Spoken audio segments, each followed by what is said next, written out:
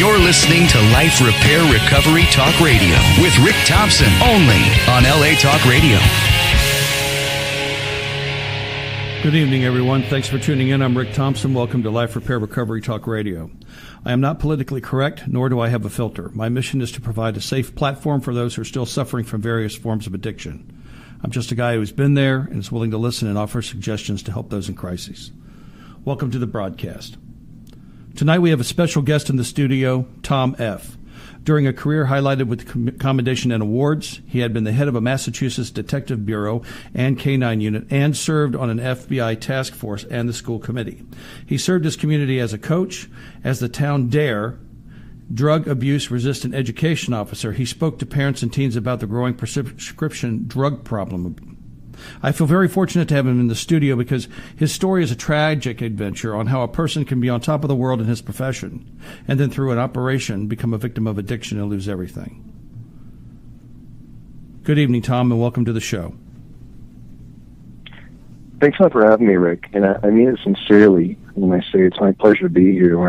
It was suggested to me that there may be some interest in having me on the show. I did a little bit of research, a little bit of background on the show, its mission, etc. And I couldn't have been any more pleased with what I had seen. I think it's a very noble thing that you've taken on here, and obviously very necessary too. So I'm humbled to think that there might be some way that I can communicate something that would affect somebody's life in a positive way. So fantastic. Thanks for the opportunity. Hey, man, it's a privilege. It really is. Tom, can we start this off? I want to ask you if you could please share with our audience your story from the beginning, what happened, and how you arrived at the place where you wanted to change your life and get sober. Okay, that's a big question, so it might take me a little bit of time to answer that. Go right ahead. With me if you would. Go right ahead. Take your time. I ask myself that question from time to time, and I remember not too long ago, it was probably just over the summer months, that I traded in this car that I had. And it was an older car. I had it for about 12 years. It was a good family vehicle, and it had this sort of funny recorder on the overhead console.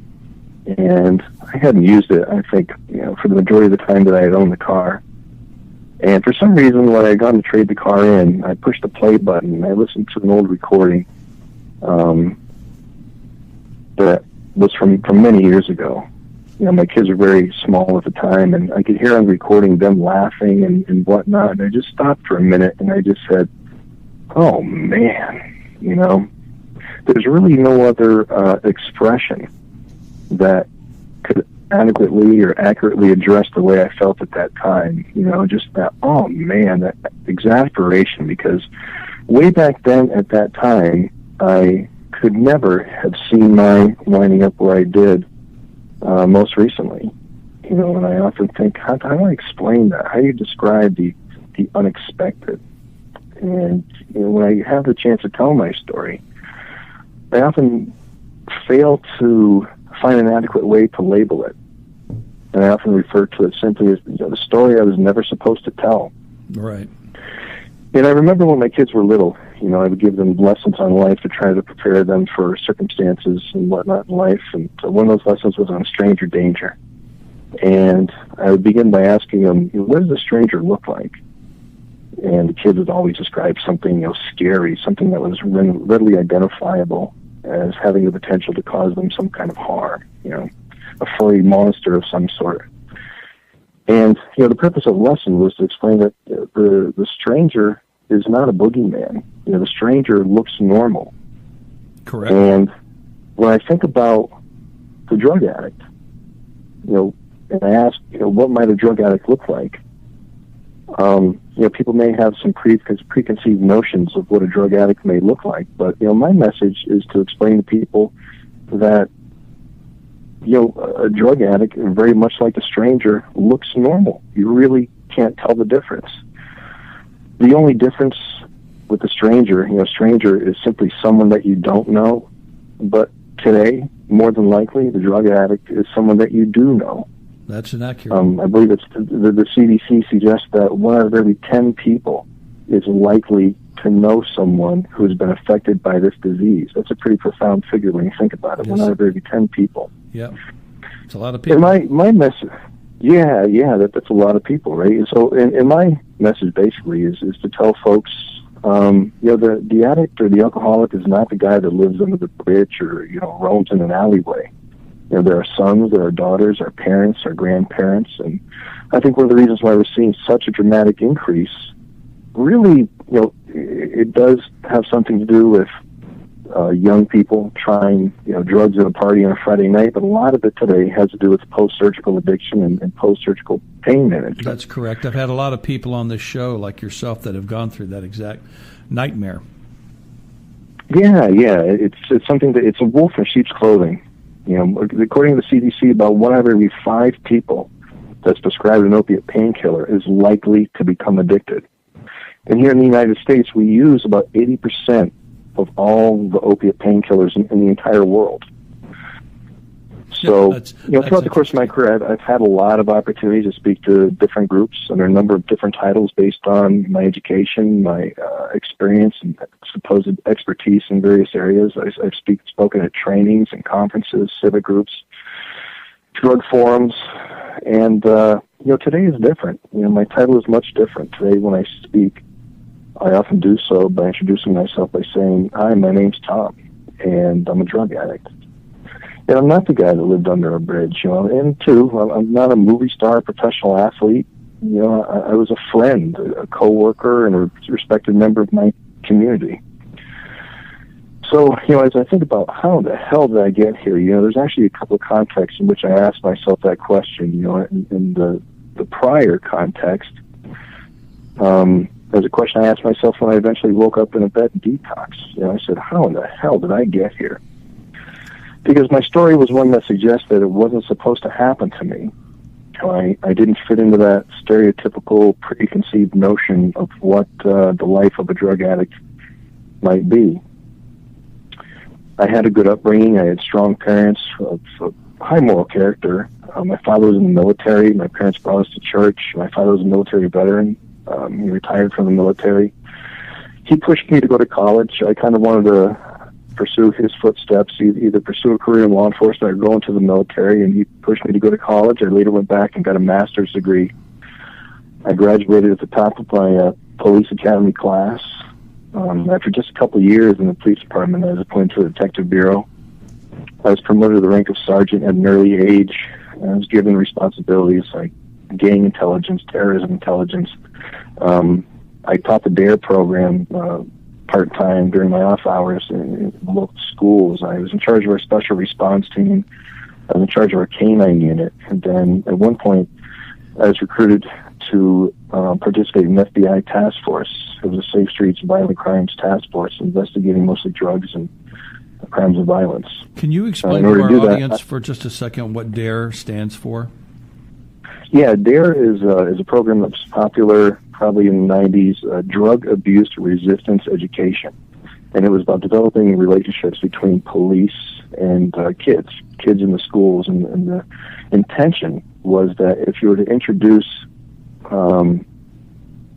a program to these kids when they were in the 4th or 5th grade, that was the targeted age group, right? That it would be considered it would have a large effect on prevention. It was really a large prevention program. Mm-hmm. So yeah, I passed a thorough FBI background check. I didn't have any negative remarks on my record. I had a flawless record. During the course of my career, I shook hands with 2 different directors of the FBI. I graduated from the FBI National Academy, which required a second background check. I was placed in charge of the Detective Bureau for my PD for about 10 years, investigating felonies. And I received awards and commendations, and I was very involved. I was very involved in my community. I was very much into helping people. I was elected to the school committee. And I was never into politics per se, but I thought the fees that students had to pay in order to play sports were exorbitant. And I'd spoken to family members and whatnot who had 2 or 3 kids, and it was expensive for them to be able to pay for those fees to have kids play sports, do those positive alternative activities that were designed to keep them out of trouble. Mm-hmm. Right.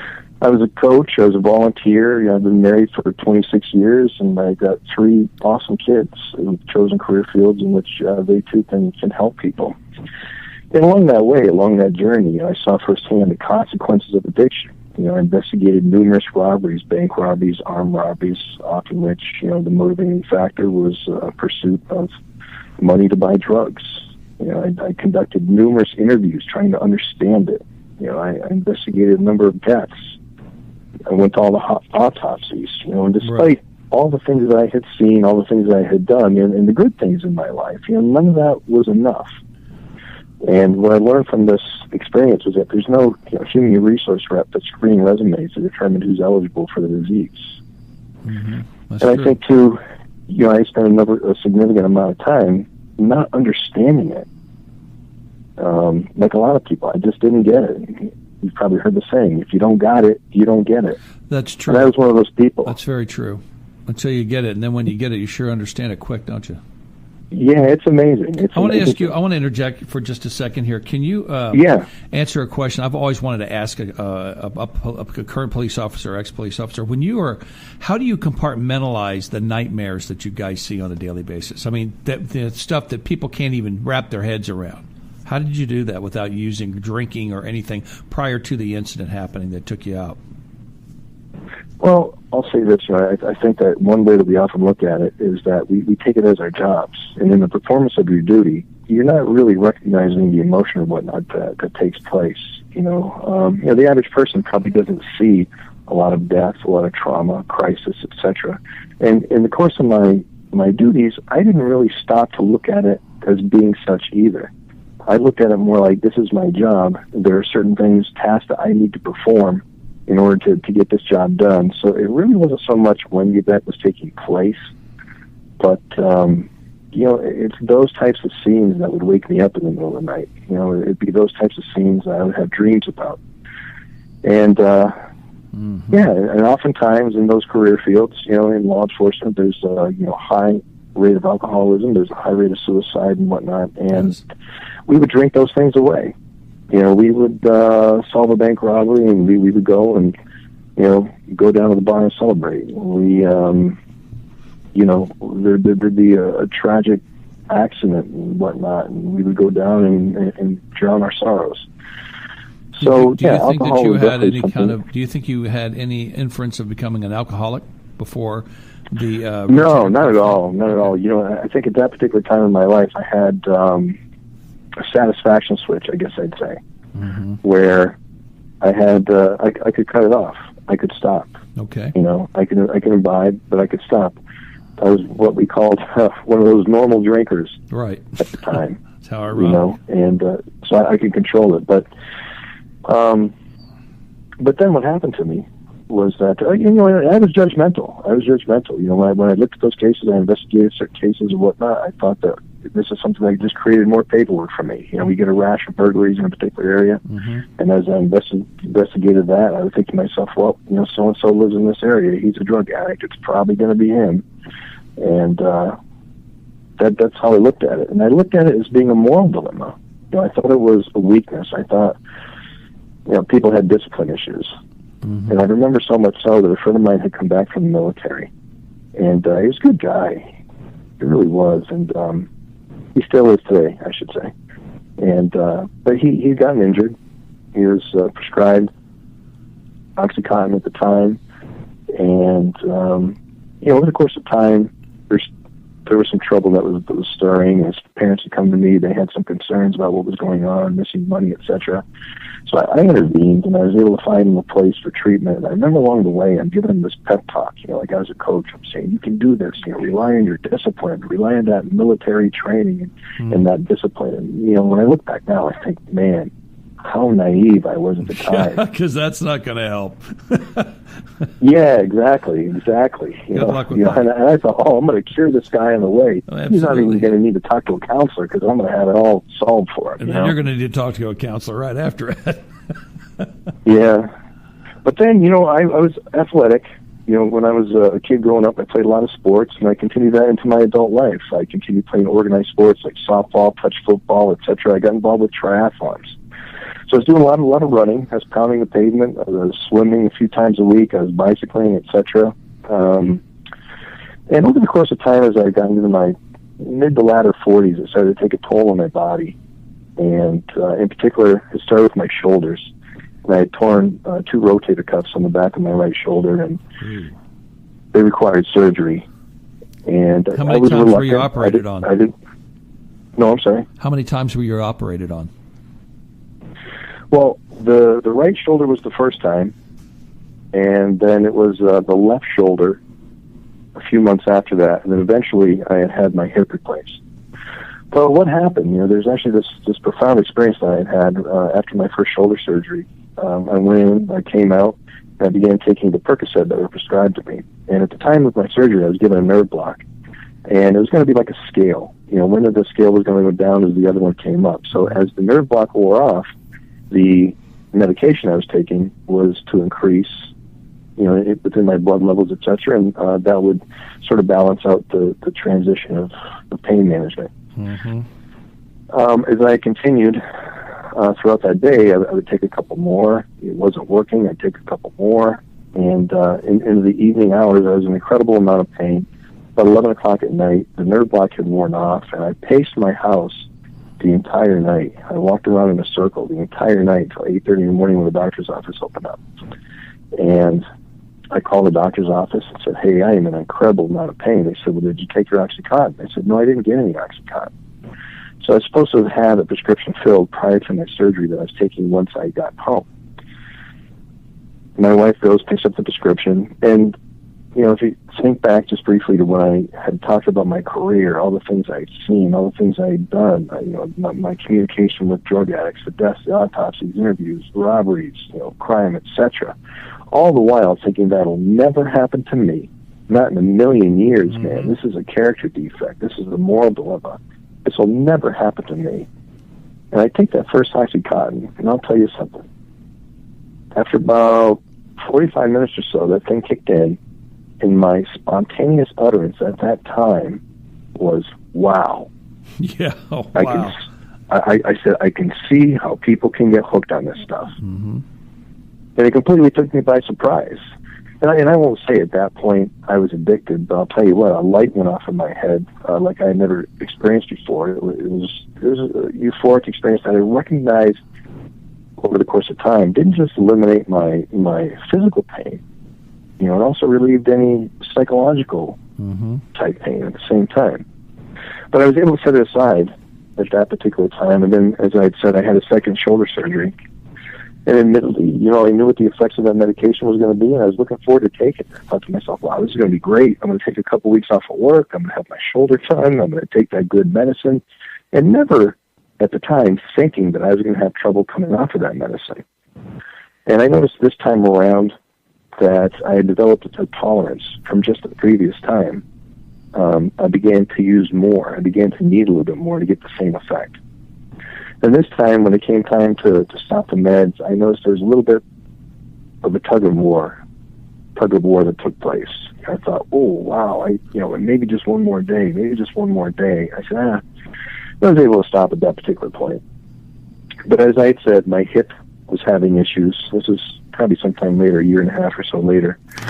And I was trying to hold off on having my hip done. There was the summer months, there were things that had to be done around the house. There was overtime to be made, vacation schedules, and vacations that had to be filled and whatnot.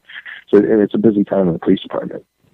And I remember at that time I went to my primary care and I was looking for painkillers. And at that time, for the first time, they gave me a prescription for Percocets, just something to hold me over until my surgery.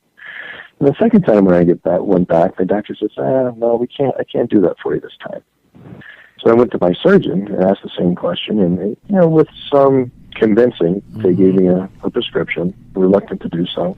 Right. And when I called again, they was like, no, we're not going to give you anything else before your surgery. So, there's this common thing, I guess, that happens in the pain pill world, that being that, people commonly let people borrow their pills.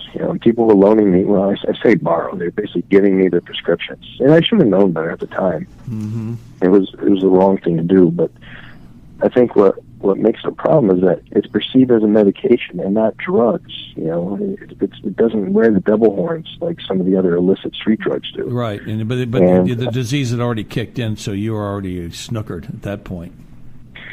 Something that's a pretty insightful point, because really? And I didn't know it at the time. I was justifying at the time. I was rationalizing at the time. I was explaining to myself, well, I'm going to keep on working. I'm going to do this. I'm doing the public a service here, so this is okay for me to do. I know what I'm doing. I've already had 2 shoulder surgeries, so I'm kind of like a doctor myself at this point. Oh, of course you are. Thinking that I had the knowledge and the ability to kind of self-prescribe, and they're only medications. Dr. Tom. Rationalizations. Yeah. So then when I had my hip done, I was prescribed Dilaudid, which is a very powerful form of morphine. It's like 8 to 10 times stronger than morphine. It's highly addictive. And when I went home with that was basically the beginning of the end for me. Mm-hmm. And like you had mentioned, too, I was probably already hooked before my surgery based on what was going on. Mentally, I'm sure that I was. Mm-hmm. And I noticed, too, I needed more to get the same relief. And at one point, I really started to recognize there was something wrong. This is when I really started to notice something was going on. So I thought to myself, as I healed and time went on, I thought to myself, I'm going to stop here. I had this brief window of sanity. And I began to have a terrible feeling. I was feeling terribly sick, and I really didn't know why at the time. I called my doctor, and he goes through a litany of possibilities, and he says, well, did you stop taking your medication? I said, yeah. And I was almost insulted. And his response, you negated to tell him when. There's that small point. Yeah, well, he says, well, it sounds like you're going through withdrawals. And I said, withdrawals? Me? Withdrawals are something that's associated with a drug addict. That can't possibly be me. Mm-hmm. And the response at that time to remedy those circumstances was to give me another prescription. But the idea was to wean myself off over the course of time. Mm-hmm. And, that just wasn't working. Every time I stepped down, I was getting sick.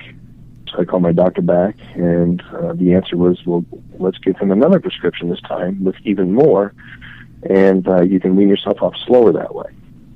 And I don't, So they were upping the dosage of the drugs that you were already on so you could wean yourself off?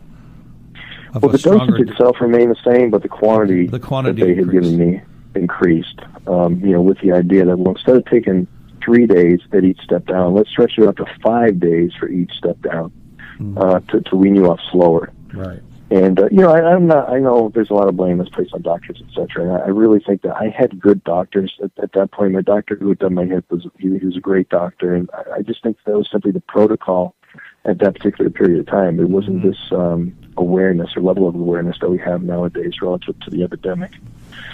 So at one point, as I was stepping down, I continued to get sick, and I just said to my wife, listen, I got to stop. I just got to stop and do what I got to do. And I just went cold turkey.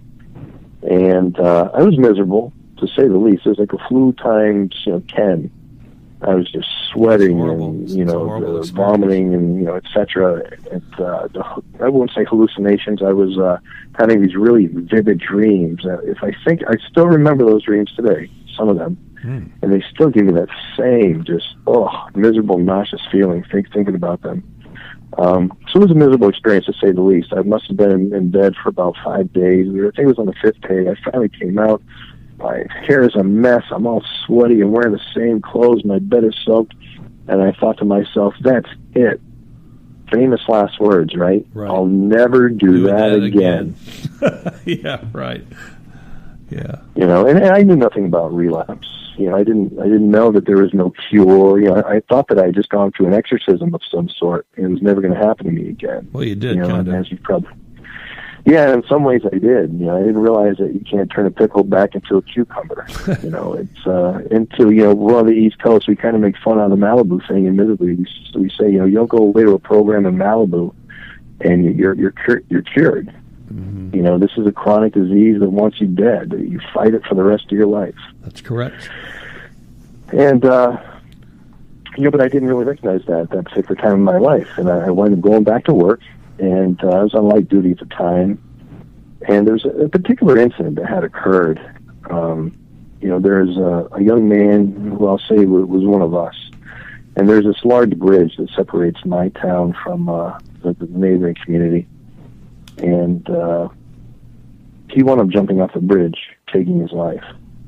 Jesus. And I investigated a number of cases like that before. But this particular one, what was troublesome for me is that his poor mother called me almost every single day. And she had these hopes that I was going to find him, that he was going to be found alive. And, yeah, I didn't want to tell her at the time, but, listen, I've done this a number of times. It was like January that he had jumped off and there was ice below and whatnot. And, right. There's going to be a thaw, and in the spring the water's going to rush and his body's going to stir up and float, and we're going to be able to find him. Right.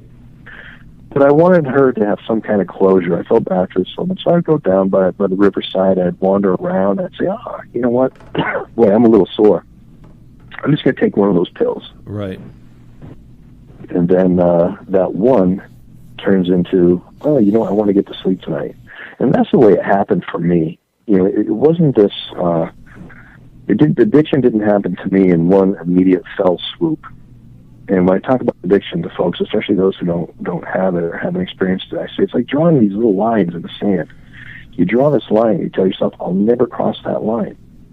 And then you wind up taking just a little step. That's all it is, by just little decisions, choices that you make at that time. Mm-hmm. And pretty draw soon, another line in the sand. Yeah, right. Pretty soon you don't even remember where the first line that you drew was. Absolutely. Yeah, you're a mile back. You can't even see that first line. You go, how the hell do I wind up, here? And the same downward spiral began again. I began to get withdrawals, and that's a scary thing. Withdrawals are enough to send a lot of folks back into using or continuing use. And the bottom line is that at that point I broke the law. That was the tragic part of this whole thing. I broke the law. How'd you do that? Despite my background, the commendations, the recognition, the associations I had, everything being so positive, this disease just brought me to a point where I wanted what I wanted, when I wanted it. And, I had this pharmacy, so to speak, at my disposal. A pharmacy is otherwise known as my evidence room. And I just began to call my name, and I would visit the evidence room, and I would say to myself, okay, just this one time, because you're going to get sick. And that's it. You'll take it. You'll feel better. You wind up getting through the weekend, and then you'll be fine. And then the next day, I go back. Okay, just this one more day. And at one point, someone asked me, why didn't you just take everything all at once? Why didn't you just do it all in one time, one shot? I said, because every day was my last day. Right. I was never going to do it again. Sure. Every single day. My thinking was just incredibly obsessive. I wasn't thinking about if, but it was when. I basically lost my ability to choose. And then at one point, as the disease progressed, I was switching sides of the Titanic, so to speak. I was switching to other drugs and whatnot. What kind of drugs were you doing? Yeah. I was using the OxyContin, Percocets, and then at one point I actually thought to myself, okay, well look, because this is how, my mind worked at the time, how scientific I was. I said, I haven't used cocaine before. This is a stimulant. I know that if I use this, it'll create the opposite effect of this, and therefore maybe I can get off the pills with this, I'll switch to this, and I'll be able to quit this instead, because I knew I wasn't able to quit the pills at that point. Right. So I became a real yo-yo, a seesaw. I was doing pills, or, I started doing cocaine by day, and I was doing my pills at night.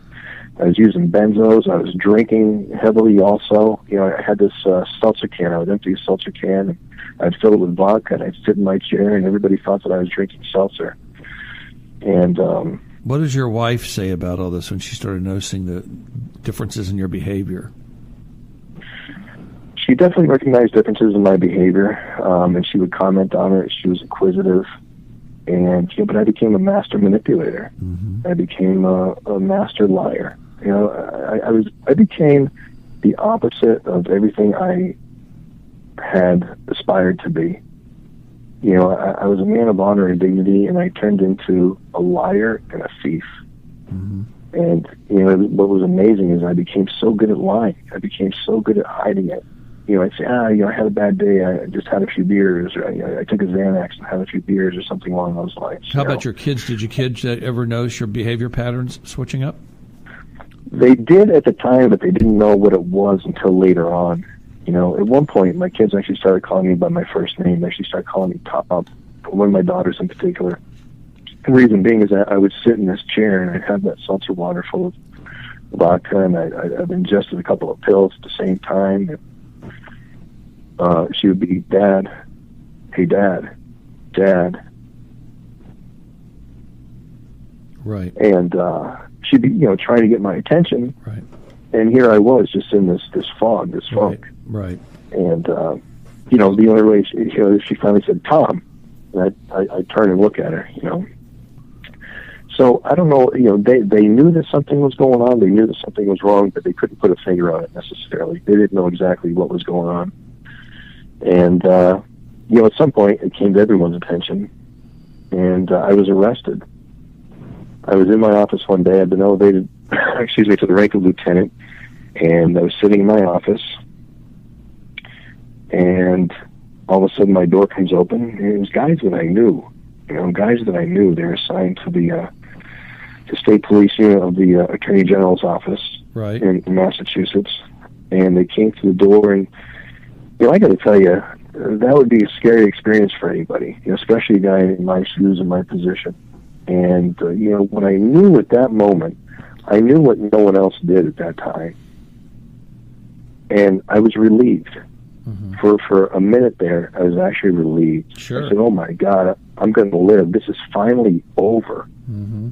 And one of the reasons being too is that I knew what was the next step was. You know, as we hear with so many stories, as it goes from, you know, the OxyContin to heroin, that very night, my intention was to snort heroin for the first time. And my disease is definitely the disease of more. I was going to die. I was either going to have a stroke or I was going to die. Table, no doubt.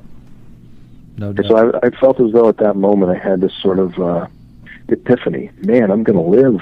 I'm going to live through this thing. Mm-hmm. And I went away. Were these guys IA guys? Were these internal affair guys that came in to get you?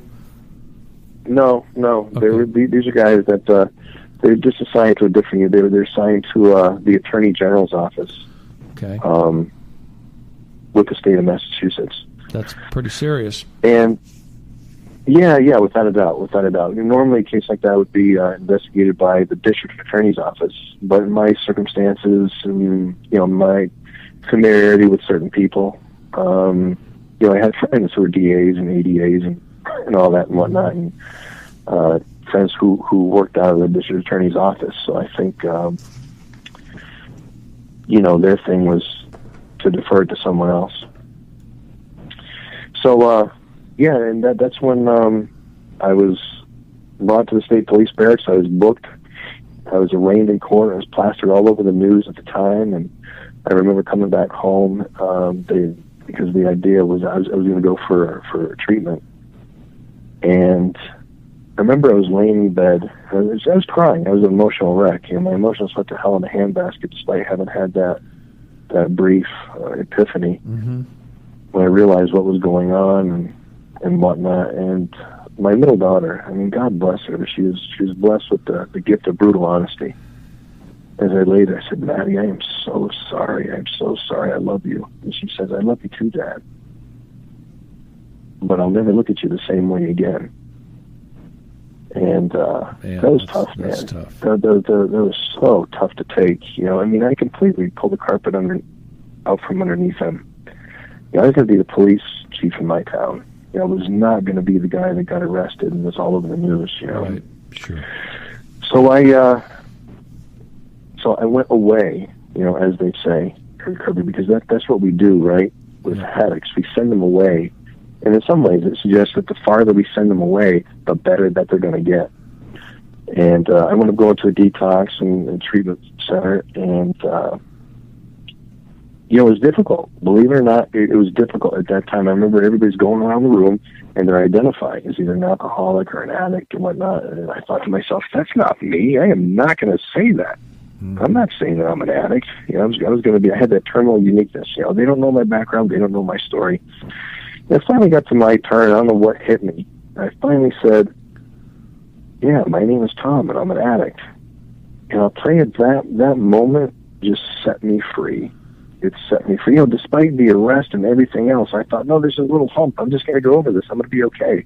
But when I said those words, it set me free. When I admitted that I was powerless over this thing, it made a tremendous difference in my life, because I think that the level with which I could admit my powerless was going to determine the success of my recovery at some point. Yeah. And, I got to see firsthand what a lot of addicts really look like. It wasn't so much the people that I dealt with, over the course of my career. I saw this elderly woman who had broken her hip and was hooked on painkillers, began buying them off the street after her doctor had cut off her prescription. A high school pitcher, a young kid, steps off of a mound, breaks his ankle, and months later he's a heroin addict. I met every walk of life, business people, artists, etc. Yeah, I've seen them. That's true. So it opened up my eyes, and then as I returned to my community prior to my court date too, folks would come up to me, they would approach me, and, hey Tom, I heard about what happened. I just want you to know this. People from all walks of life, and fortunately, they would trust me and reveal to me what had been going on with them and all that. So it was much more pronounced than I had ever dreamed of, much more than I had ever thought. And fortunately for other folks, they're able to find a solution without having to be arrested. But one of the things that I often talk about is it's a disease that arrests your choice, your ability to choose. You don't choose addiction; it chooses you. At 48 years old, there's no way I would have chosen to throw my life away and to ruin everything. Mm-hmm. For me, it just wasn't supposed to be this way. I had moments in the beginning where I actually thought to myself, man, why couldn't I have just died in the line of duty? I was trained for that. I was ready for that. Rather than this tragedy, addicts and alcoholics like drama. So we like to think like that. Why did I go out and hail of bullets? Yeah. Well, at least there would have been, dignity and decorum that I'd earned over the course of my career. Right. That's what I had lived up to. But that was initially. That was in the very beginning. Mm-hmm. But I've seen all sides of this thing, and I tell people there is no choice. It's like this cliff. This is analogy I sometimes provide to people is, we make certain decisions that bring us to the edge of this cliff. I might say, well, I'm just going to take a little bit more this time. Or my doctor says I'm a bigger guy. It's okay if I take a little bit more. And you slowly walk up to the edge of that cliff. And we've all fallen down at some point in our lives. We all know what it's like where you reach that point of no return, mm-hmm. where you're falling. You're falling off of a cliff. You might be grasping for roots or something to hang on to stop you from falling. But the truth is, you can't choose to stop at that point. You're either going to go all the way and hit rock bottom, or if you're lucky, somehow somebody's going to stick out a safety net. And I think for me, my safety net was my having been arrested. But I took the advice of every counselor that I'd come in contact with when I was in treatment at that point, and that was to get into a 12-step program. And that's what I did. I got involved in 12-step recovery. I worked what's called the 90-90, where you go to 90 meetings in 90 days. Yep. People made suggestions. They said, get a sponsor.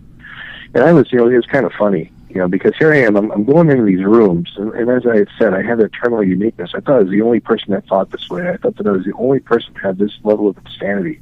But I'm hearing people speak and hearing people share, and I'm going, oh my God, that's how I thought too. Right. And that's really how, that similar symptomology and our way of thinking is how I recognize this to be a disease. It really is a disease. Mm-hmm. But I'm texting my friends, I'm like, yeah, you'll be amazed before you're halfway through, and I think I'd been in rooms for about 30 days at that point. I was amazed with what I was coming to understand. And then someone said at a meeting, hey, if you're new, get a sponsor and work the steps. I was like, wow. Right. Okay. So I began that process. I got a sponsor, and I began working the steps of the 12-step recovery program of my choice anyhow. And, I started to look back, at different events that had occurred. One of those, I talked about, well, there was one point in particular where I was looking at myself in the mirror, This is before everything, before my arrest. And I remember being in the bathroom, and I didn't like what I saw. And I was trying to look into the eyes of the guy who was on the other side of the mirror to see if, the man I once was still inside of me. I saw the shell. I was a man without a soul at that time. And I remember thinking, oh my God, my kids and my family, it might sound weird, but I was thinking about my dog that died. Maybe if someone has had a pet that they love, they can relate to that. I was relying upon everything that was good in my life to help me in that situation. And I began crying. I had this epiphany, so to speak. It was just this huge emotional breakdown. And I remember saying, God, please make this stop. Make this stop. Why can't I stop this thing? I was a person who had tremendous strength in my life. And why is it that I can't stop this one thing? And my experience had taught me that I could enhance or increase the effectiveness of my pills if I began crushing them and snorting them. Mm-hmm.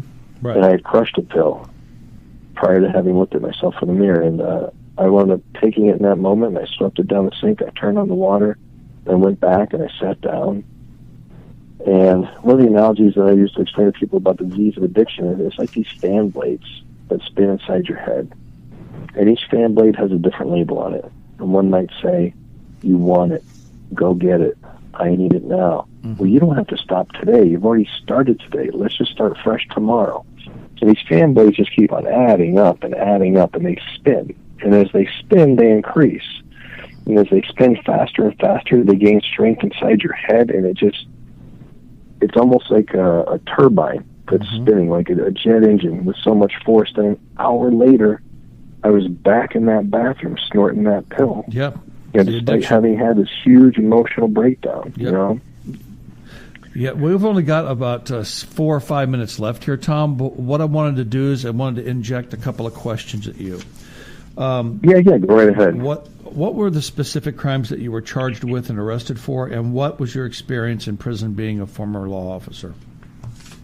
Okay, 2 excellent questions. I'll be really quick with the first one. I was charged with possession of a Class B substance, which in Massachusetts is cocaine, possession of a Class B substance being OxyContin, and then I was also charged with stealing from an infirmary or repository, that being my evidence room. That qualifies as a felony in the state of Massachusetts. Mm-hmm. So I did go to court. And I had about 14 months where I was working the steps, working my program, and the Attorney General's office wanted 2 to 3 years in state prison. Fortunately, I had some people that supported me, spoke on my behalf. The judge sentenced me to 2 years in jail, a county facility. So I did about a year under the custody of the Hampshire County Sheriff's Office. Mm-hmm. Did about 9 months behind and about 3 months or so on a bracelet. Mm-hmm. But my jail experience, I'll tell you something. The short version is jail sucks. Yes, it does. I would never want to do it again. However, I would never take that experience back. I would never take it back. And this whole journey that I've been on, I say continuously that God has dragged me through his boot camp of humility. Because along the way, I met some wonderful people. I met some great people in jail.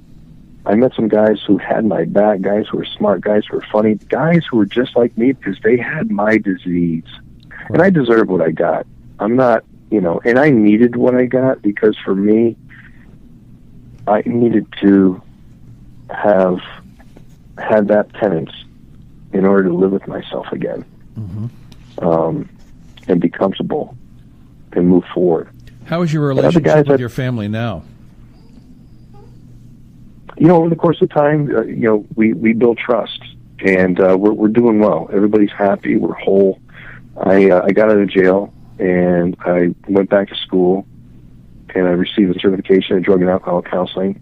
I'm currently working in the field as a drug and alcohol counselor, and I'm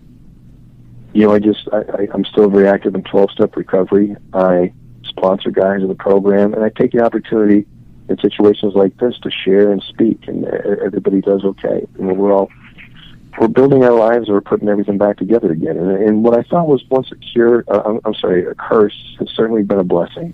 Right. My ability to help people has been magnified tenfold, and I know that if I get up every day and I live the life of a man in recovery, and I just do the next right thing every day, and I turn my will over to God's will, which sometimes isn't what I want, but it's the mission that He wants for me. And as a guy who is good at missions, and how lucky am I to have suffered and gone through something like I did, so that I could turn around and use it to help somebody else. Mm-hmm. That's good. That's good. So how has this experience changed the way that you view the disease, like your alcoholism and the drug addiction and the treatment plans that are in place? Well, it's changed dramatically. I certainly have I had this ability to identify with the addict or alcoholic. I had the ability to communicate with that addict and alcoholic. I certainly see it as a disease. I believe in removing the whole stigma associated with the disease, because I was really hooked on that stigma. And I forget exactly what the statistic is, but I think it's something like only 10% of the people that need help will actually go get it. And I think I was one of the people who was in that remaining 90%. That being that I thought I was above this. I thought that I couldn't get this. I thought that people were going to look down on me. Right. And how much easier my life would have been had I just gone and got the help that I needed when I needed it. Mm-hmm.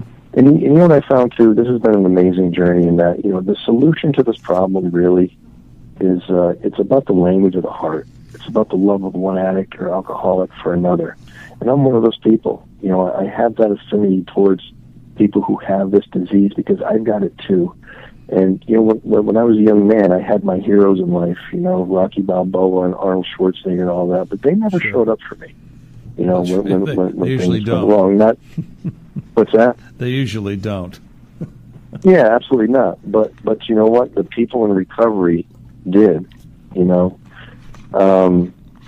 strong men in my life, in other words, the powerful people, they were there to help. But the people in recovery are the ones that showed up. Those are my heroes today.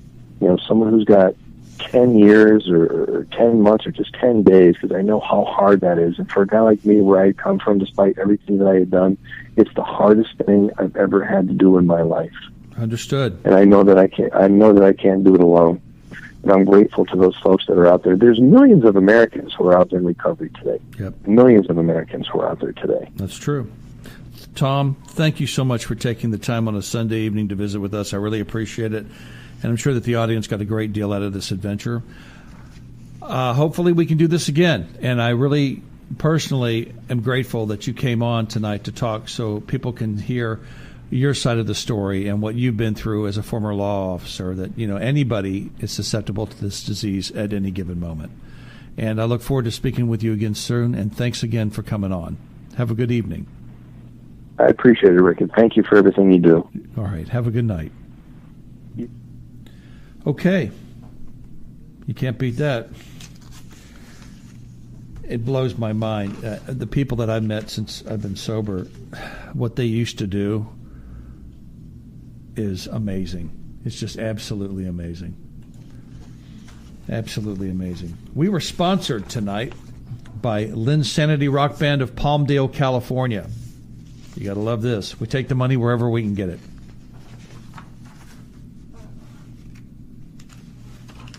As I sit here and I think about what this man just told us, I mean, can you imagine working your whole life being completely straight, and then you get one rotator cuff and they give you some medication, and the next thing you know, you're off and flying, and it destroys your life. I'd like to take a moment and ask everybody to say a little prayer for my friend Jerry Ross.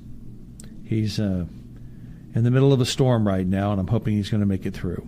He's been a guest on my show, and he's a great man that I have a great deal of love and respect for. We're at the end of this week's show. Make sure to tune in next week for another hour of brutally honest Recovery Talk Radio. The corporate website for Life Repair Recovery Talk Radio is www.liferepairrtr.com. That's www.liferepairrtr.com. I'm not a politically correct guy, nor do I have a filter. My mission is to provide a safe platform for those who are still suffering from various forms of addiction. I'm just a guy who's been there, and I'm willing to listen and offer suggestions to help those in crises.